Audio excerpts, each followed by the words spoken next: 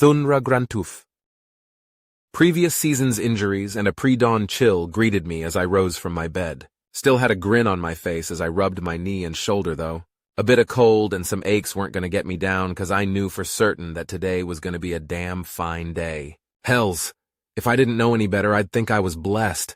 I had hoped to see the human and the Alta boys again, and doing so had lifted my spirits. Damn fine boys, and with my help they'll become some of the strongest adventurers ever to fight a monster. Well, at least Nick would. Nash ain't really got the shape for throwing fists, and Yolk looks like he'd die if you slapped him too hard. Nick's hesitancy wasn't lost on me, but kids hardly ever know what's good for 'em. You give a kid a piece of liver and they'll stick their tongue out at it. But if you season that liver just right, they'll scarf it down like it's candied. All I gotta do is figure out what Nick'll like on his training. Once I finished my morning stretches, I tackled my hygiene. Most orcs can't really grow a beard, but I struggle to keep one off my face. Women'll tell you it looks good, but having hair that's able to be grabbed as a melee fighter is dumb. Good way to get killed quick. I'd rather be alive and single than have myself a girly and die an idiot's death. I'd also rather be with a girl that would rather I be a bit ugly than die an idiot's death. Not that I've been looking or anything. My razor scraped the last bit of the lard and tallow mixture from my jaw, and I double-checked my work in the mirror. No nicks, cuts, or missed spots. I grinned at my reflection and rinsed my face off. I ain't exactly ugly, but not exactly pretty either. Got the perfect kind of face to settle for, which is fine by me. Once I dried myself off, I picked out my clothes for the day. Went with a loose-fitting outfit that had been given to me by an elven monastery. Once I hit level 15, I got stuck in a training slump. I traveled to the monastery to learn more about their martial arts, which were rumored to involve using weight and momentum to put an opponent off balance. My hope was that their techniques would help me develop some more of my own. Thing is, they were far more devoted to their worship of the gods than doing martial arts. Cause of that, they needed help with some monsters that had been getting closer and closer to the monastery. Didn't want it to become a monsterary, I guess. I agreed to help in exchange for being taught what little they knew. As is normal for my infamously shitty luck, there were way more monsters than they thought. What should have been a quick and easy hunt turned into me fighting and struggling to stay alive for 3 days straight. By the time I stumbled back to the monastery, I was nearly dead from dehydration and blood loss. I'd lived up to my end of the deal, though, and the monks were super grateful. Once they'd healed me up, they taught me various throwing techniques and grapples that I probably could have figured out on my own. I was a bit disappointed, but it had been what I agreed to, so I was willing to call it fair. After I'd learned everything and was about to leave, though, they presented me with one of their outfits. They explained that this outfit was special. It had been worn by their founder and granted an enchantment by the god that they revere. Of course, they had no idea what the enchantment actually does, but they'd gotten permission from the god to give it to me for my service. I was blown away by the generosity and almost declined, but was smart enough to know that you don't say no to a god if you can help it. So I took the loose-fitting shirt and pants combo and saved it for special occasions. I've had a few enchanters take a look at it over the years, but even they couldn't figure it out. All they could do is confirm that it does, in fact, have an enchantment. Since I don't know what the enchantment does and don't want to risk damaging it, I've never worn it in a fight. Training is a different matter entirely, though. I cinched the shirt closed with the thick blue belt that came with it, then had another look at myself. The bright orange fabric kind of clashed with my dark green skin, but it fit pretty well. My favorite part was the lack of sleeves and the low cut that exposed my chest. Plenty of ventilation.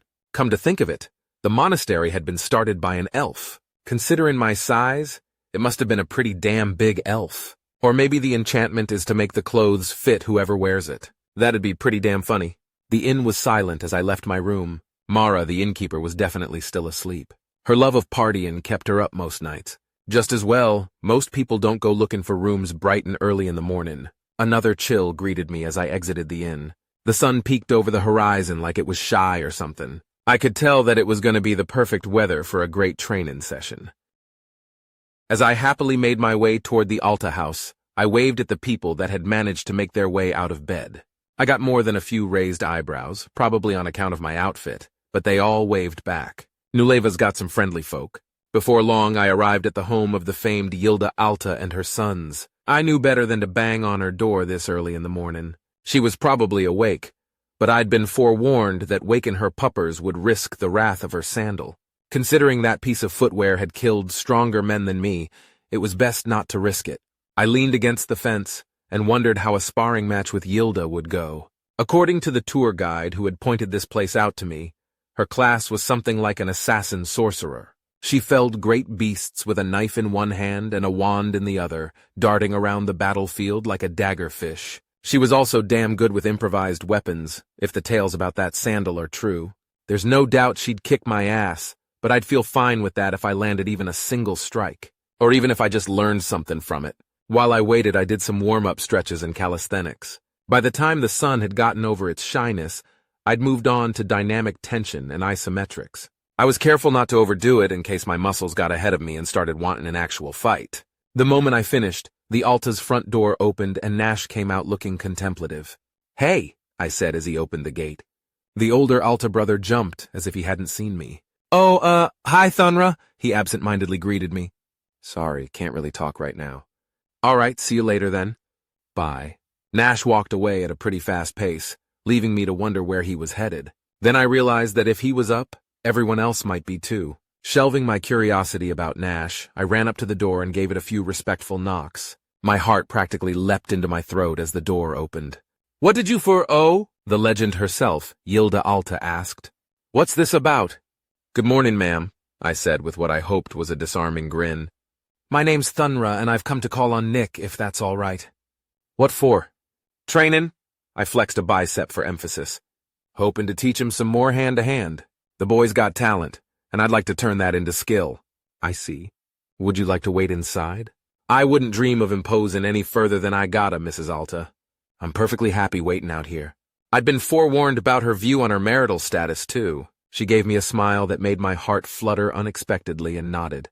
Then she closed the door and I was left to try and figure out a new piece of information about myself. I've joked about being into older women before, but I'd meant by about 5 years or so. I had no idea how old Yilda actually was, but I'd been hearing tell of her adventures since I was a boy. First time I remember hearing about her and her husband was when I was about 6. So she was a whole grown-ass woman when I was barely out of diapers. Even so, that smile had rocked me.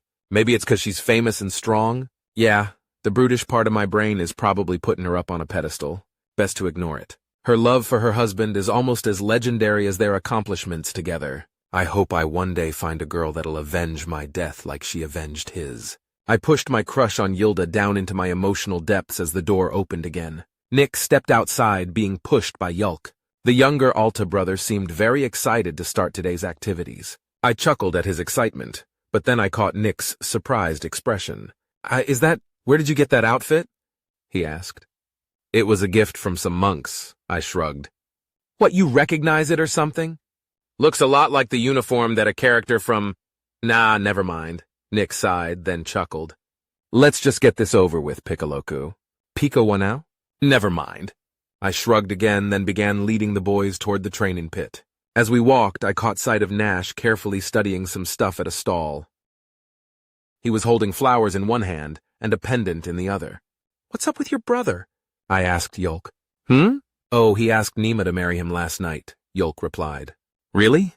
"Pegged him for the bachelor type." "How long have they been courting?" "Therein lies the issue. They weren't courting."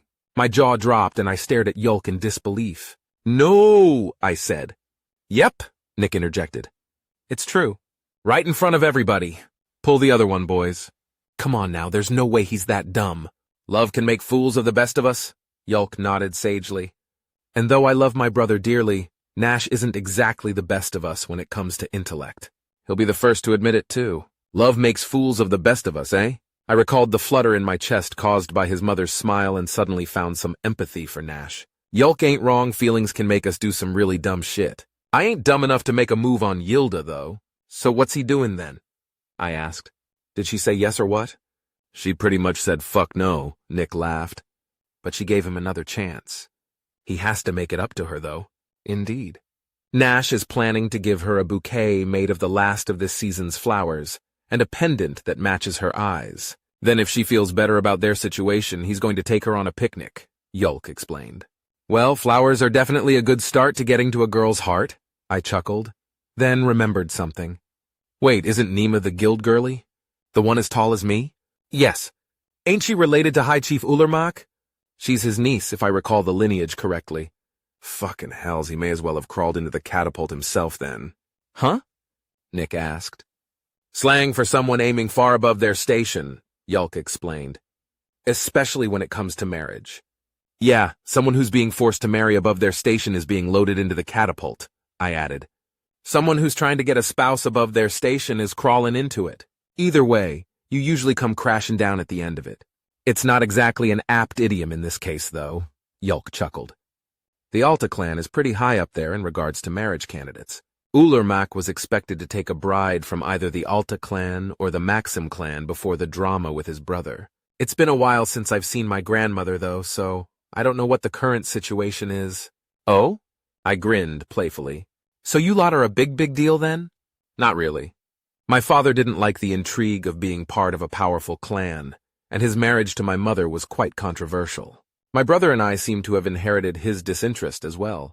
From my understanding, so long as we don't ask them for favors, they won't force duties upon us. Yilda wasn't welcomed into your clan? Not at first.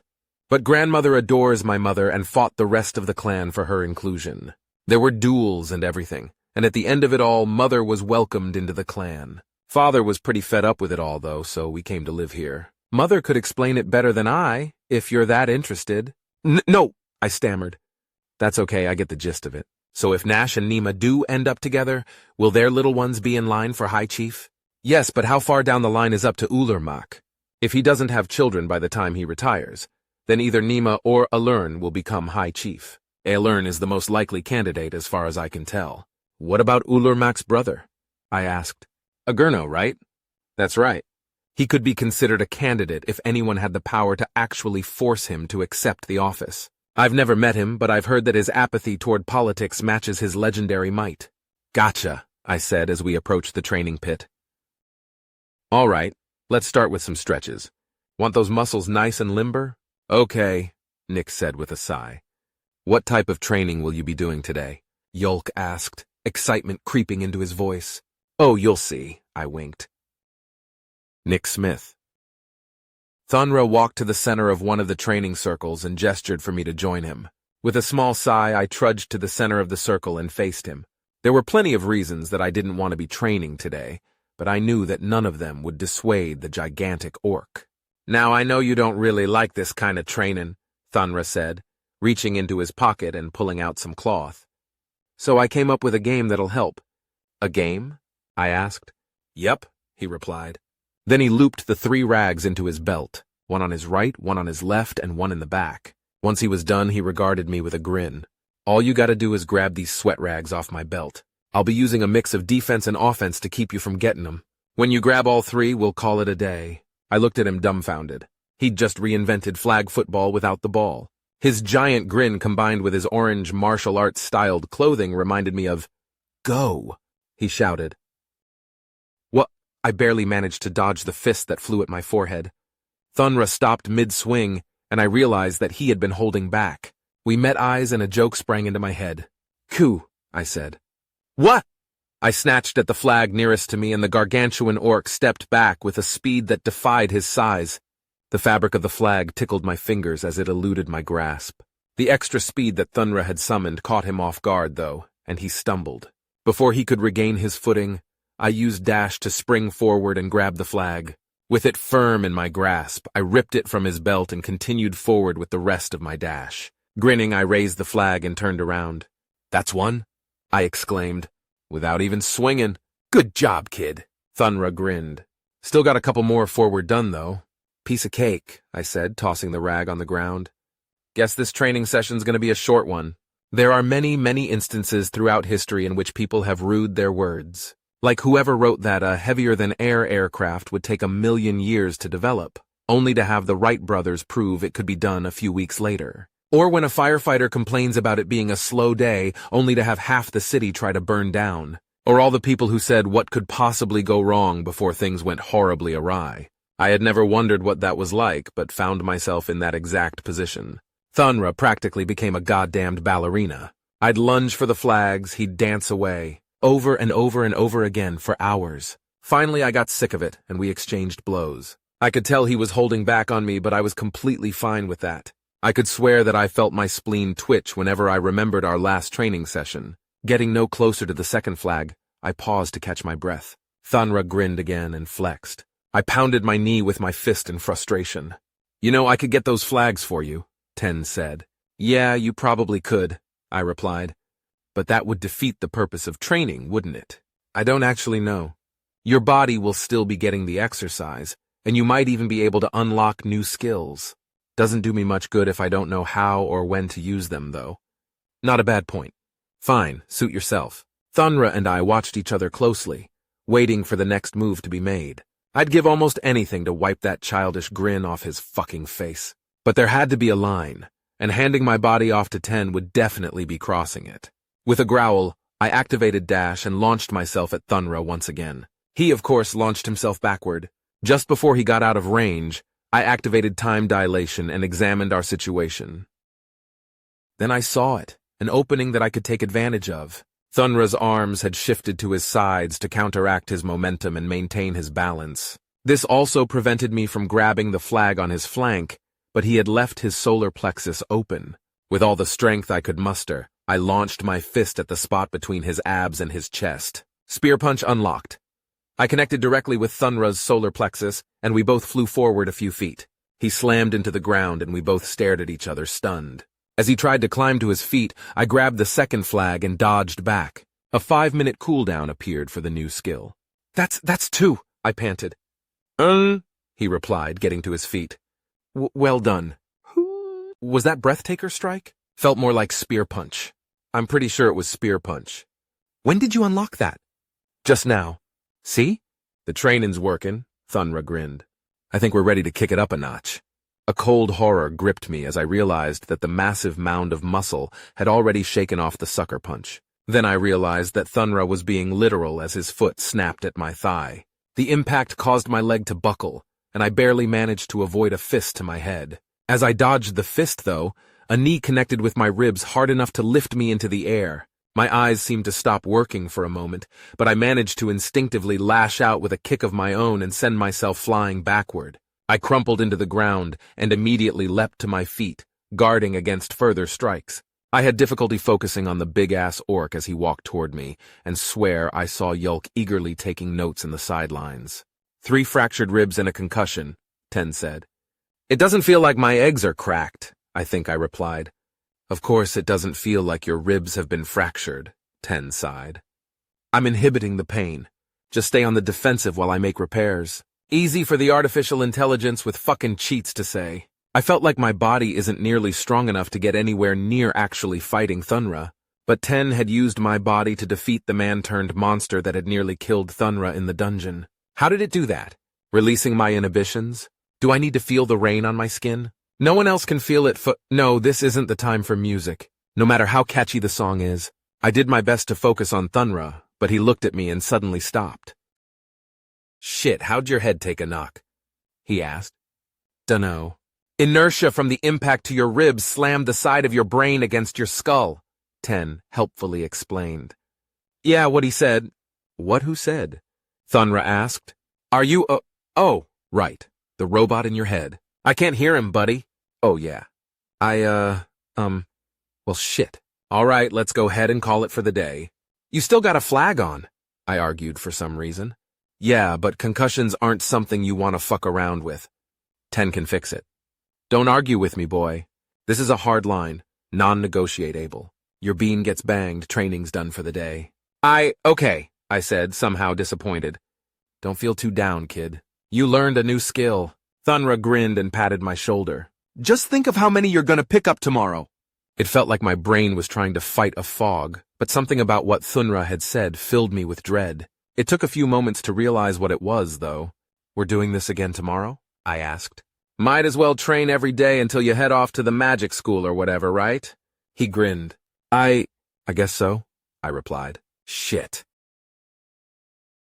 Chapter 90.5, Nash Alta Adventurer Level, 11 Orc, Nulevan. With a deep breath, I steeled myself and gathered my courage. The last time I'd felt this nervous walking into the Adventurers Guild was the first time I had done so. But back then, I didn't have an angry woman to worry about. How could I have been so damn dumb? I'd had a plan and everything. I was going to give her a 16-inch hunting knife with an engraving of the symbols of love on it, then take her on a date. But something just came over me when I'd heard my new level. Greed, probably. I wanted her right then and there to hells with working for it. I'd convinced myself that it was a romantic notion, but she cut through all that bullshit even without the knife. Her words had cut me to the bone, and I'd never felt so unworthy of someone in my entire life. Part of me wanted to just go back home, to let a better orc than I try to win her heart. This part of me whispered that she deserved someone better, but I knew what it really was: cowardice. The thought of facing up to what I had done seemed like an insurmountable wall, but Nima had decided to give me a second chance, and my mother didn't raise a quitter. I straightened my posture and stepped into the guild hall with my chin held high. It fell silent as every single eye in the place turned to watch me. This didn't faze me, though. I'd been getting these kind of looks all morning. Word travels fast in a village, and I'd be surprised if there was a single person who didn't know that I'd made a damn fool out of myself last night. Nima stood behind her counter, and the orc she was helping gracefully stepped aside as I approached. I nodded at him with appreciation. "Good morning, Nima," I said. "Is this a good time?" She glanced at the bouquet of flowers I'd brought and gave it a little smile, making my heart flutter. "Just fill out those forms and leave them on the counter when you're done," she said to the orc who she had been helping. "Hello, Nash. It's as good a time as any." "These are for you," I said, passing the flowers over the counter. "Thank you, that's so sweet. Just like the ones in the flower crown you made me when we were kids." I had completely forgotten about that, but nodded anyway, happy for the lucky coincidence. As she found a vase for the flowers, I grabbed her next gift from my belt and placed it on the counter. She turned back to me and raised an eyebrow at the knife. "Open it," I said with a solemn expression. She withdrew the 16-inch blade from its sheath and gasped. My original idea was to have it engraved with symbols promising eternal love and devotion. However, after my fuck-up last night, I decided to go with a different, much riskier approach. "This is—" She trailed off. "When we were kids, your dad gave you a knife," I explained. "Then he left and never came back." A slight chill entered her voice. "Yeah, I remember how sad you were that he left," I said, gathering my courage. "I remember holding you when you cried for him. I remember wishing with all of my might that I could take that pain away for you, and how I would have given anything to see you happy again. And I remember how utterly devastated you were when the knife he gave you broke." She placed the blade on its sheath and looked at me, tears of anguish waiting behind a facade of anger and confusion. "I know there are many ways that you could interpret this, but to me, the knife breaking was symbolic of the promise he broke by not returning. You threw it away a few months later, symbolizing throwing away your relationship with him. But I found that broken blade and kept it safe in case you ever changed your mind. This morning, I went to a smith and bought their best, most durable hunting knife and had it engraved with the same markings that were on your father's blade." "Why?" she asked. "Because I'm making the very same promise to you that he did. Whenever I leave, I will return, and the knife I'm giving you won't break, just like my promise won't. It is my pledge of everlasting love and care for you, Nima." Tears streamed down her cheeks, and she grabbed a handkerchief to dab at them. We stood in silence for a few moments as she regained her composure. Much to my relief, the anger and pain had left her expression. "God's damn it, Nash," she said. "Why couldn't you have been this romantic last night?" "'Cause I'm just a big dumb orc," I chuckled. "Speaking of last night, though, I got you something else." I opened my coin pouch and pulled out a small box. Nima gently took the box and opened it, revealing a pendant with an enchanted gemstone. She held it up to the light. The gem was deep blue in the center, gradually progressing to green on the outer edges, just like her eyes. How?" she asked. "Well, I've been on the lookout for jewelry that matches your eyes, but haven't had any luck finding anything nearly as beautiful. So I got this gem enchanted," I explained. "It's not quite as magnificent as your eyes are, but I hope that it's close enough to serve as an apology for last night." "I thought that's what the flowers were for. I didn't think the flowers fully express how sorry I am for how dumb I was." She let out a laugh that melted my heart in ways that the most beautiful birdsong could never hope to accomplish. Then, she turned around and lifted her hair so that I could put the pendant on her. I had to stand on my toes to do so, but I managed to reach over the counter and clasp the chain without strangling her. She turned to face me, the beautiful gemstone resting on the top of her bountiful breasts. I gave it an appreciative glance and returned my attention to the gemstone's inspiration. The tears had gone from her eyes, and a warm expression greeted me. I couldn't help but smile. "Lady Maxime, will you do me the honor of accompanying me?" I asked, a lump forming in my throat. Oh, Nash. The lump in my throat threatened to suffocate me as she paused. Everyone else in the guild seemed to hold their breath, awaiting her reply. She gently grabbed the pendant and bit her lip, then looked back at me. Of course I will. The guild hall erupted in cheers as she stepped around the counter and took my arm.